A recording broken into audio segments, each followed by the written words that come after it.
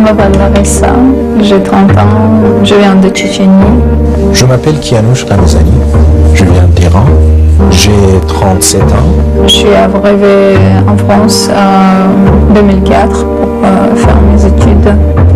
Je suis dessinateur de presse et caricaturiste.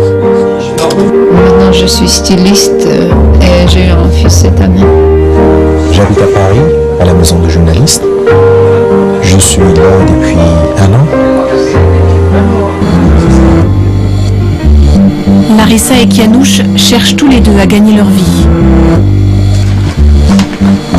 En 7 ans, Larissa a appris le français et le métier de styliste. La concurrence est rude, elle n'a pas encore le réseau pour se faire connaître. Pour Kianouch, la recherche ne fait que commencer et l'apprentissage de la langue est un des obstacles à franchir. Il a déjà commencé à s'imprégner de la société française et ses dessins en sont le reflet. Un regard neuf sur son nouveau pays et sur son travail libéré de la censure. It's the style that I just could dream it when I was living in Iran. It was impossible to create it. Yeah.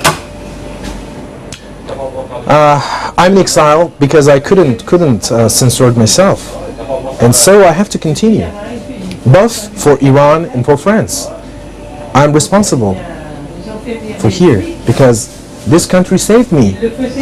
Sa signature est toujours la même calligraphie persane qu'il a fait connaître en Iran, parce qu'il a combattu le régime à visage découvert et qu'il veut continuer ici encore à se battre pour ses convictions. This is a gun that I can use it against myself, or I can use it against the government or something else. But first of all, it's very important for me to do it for freedom of expression. That's the way that I like it. Yes, that's the way that I'm used to do it since many years ago, since I started drawing cartoons. Pour Larissa, le crayon est une baguette magique qui lui a permis d'échapper à la guerre. À Grozny, une bombe explose dans le bâtiment où elle prend des cours de dessin. Elle n'y était pas ce soir-là, elle n'y retournera plus. Dessiner une robe, créer un habit, c'est à Paris qu'elle en fera l'apprentissage. Depuis que j'étais toute petite, ça venait spontanément. Je prenais les tissus, j'ai commencé de couper, de coudre à la main, mettre sur moi. Comme mes parents, l'artiste, le stylisme, tu vois, c'est un peu, comment on dit, tu dois être médecin, avocat, pourquoi tu choisis pas le métier comme ça, c'est quoi le stylisme? Et dans ma tête, c'est resté comme ça finalement, la rêve d'enfant. Et j'ai choisi français, pour moi c'était langue de la mode, le seul lien que j'ai avec mon envie. Elle décroche alors une bourse de l'association Études sans frontières pour faire une école de stylisme à Paris. Depuis qu'elle est en France, sa vie a basculé. Elle a assisté à des défilés, travaillé chez Sonia Rykiel.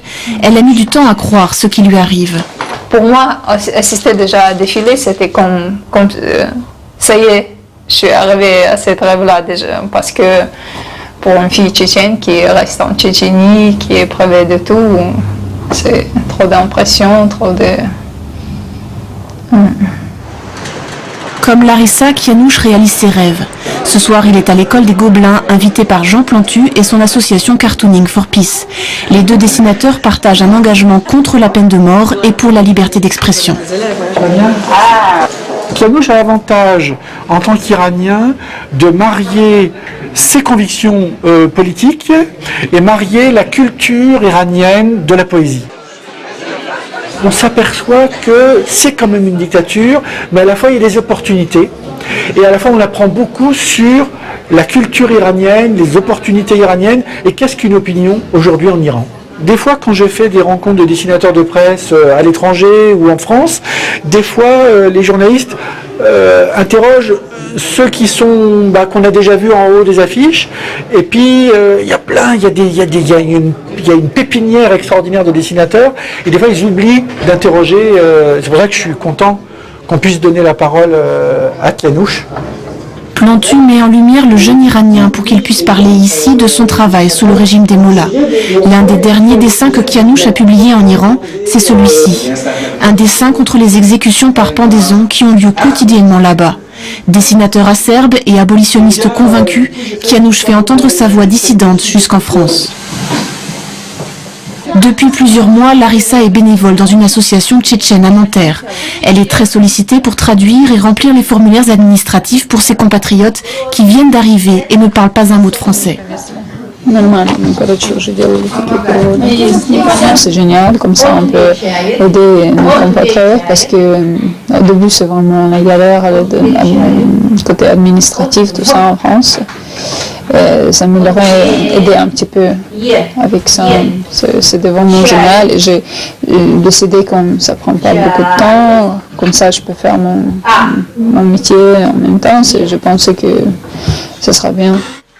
Dans la même salle, la mère de Larissa donne chaque semaine un cours de culture tchétchène et de langue russe aux enfants. Это сейчас у вас квартиры аж во Франции есть. В Париже живете. А наши бабушки, дедушки давным-давно жили вот в этих горах и в этих башнях они жили. Les traditions, c'est important pour les Tchétchènes, c'est important parce que c'est pas trop de choses pour notre disparition pendant toute notre histoire. On s'accroche trop à ça, peut-être cette peur de disparaître, tu vois. Elle a envie que son fils parle russe et tchétchène pour un jour repartir là-bas, peut-être. Elle lui parle aussi en français pour qu'il puisse faire sa vie ici. Une richesse, mais un paradoxe pour ces enfants qui sont presque tous nés en France. Pour Kianouch, le retour est impossible pour l'instant. En Iran, il faudrait un changement de régime. Il vit avec intensité ses premiers mois en France pour tout de suite rebondir. Un journal français vient de lui commander 2 dessins d'actualité pour Internet et il prépare une exposition internationale sur la Révolution verte. Retour impossible aussi pour Larissa. La guerre l'a rattrapée, son cousin a été tué, son frère torturé, toute la famille est depuis quelques mois réfugiée à Paris. La Tchétchénie de son enfance est loin désormais désincarnée et brutale, ou magique quand les enfants enfilent leurs habits traditionnels pour danser.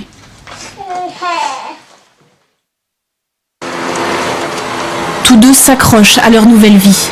Leur lourd passé ne les quittera jamais, mais ici, c'est la vie d'après.